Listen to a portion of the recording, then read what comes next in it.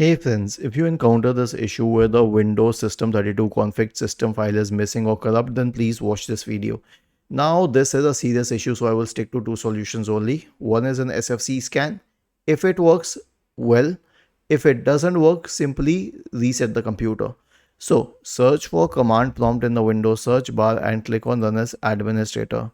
Type the command sfc /scan now and hit enter to invoke the sfc scan. If this helps, well and good. If not, the next approach is as follows. Right click on the start button and select settings from the menu.